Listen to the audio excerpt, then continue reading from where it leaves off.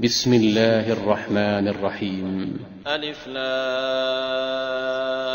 ميم. تنزيل الكتاب لا ريب فيه من رب العالمين.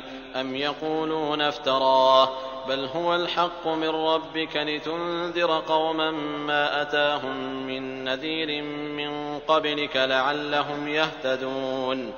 الله الذي خلق السماوات والأرض وما بينهما في 6 أيام ثم استوى على العرش ما لكم من دونه من ولي ولا شفيع أفلا تتذكرون. يدبر الأمر من السماء إلى الأرض ثم يعرج إليه في يوم كان مقداره 1000 سنة مما تعدون.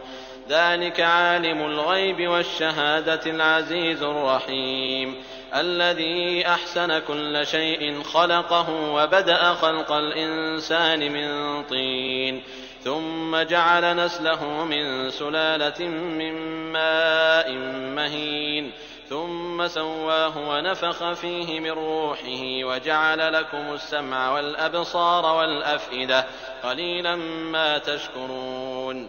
وقالوا أإذا ضللنا في الأرض أإنا لفي خلق جديد بل هم بلقاء ربهم كافرون.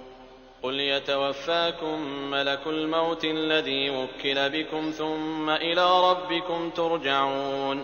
ولو ترى إذ المجرمون ناكسوا رؤوسهم عند ربهم ربنا أبصرنا وسمعنا فارجعنا نعمل صالحا إنا موقنون. ولو شئنا لآتينا كل نفس هداها ولكن حق القول مني لأملأن جهنم من الجنة والناس أجمعين. فذوقوا بما نسيتم لقاء يومكم هذا إنا نسيناكم وذوقوا عذاب الخلد بما كنتم تعملون. إنما يؤمن بآياتنا الذين إذا ذكروا بها خروا سجدا وسبحوا بحمد ربهم وهم لا يستكبرون. تتجافى جنوبهم عن المضاجع يدعون ربهم خوفا وطمعا ومما رزقناهم ينفقون. فلا تعلم نفس ما أخفي لهم من قرة أعين جزاء بما كانوا يعملون. أفمن كان مؤمنا كمن كان فاسقا لا يستوون. أما الذين آمنوا وعملوا الصالحات فلهم جنات المأوى نزلا بما كانوا يعملون.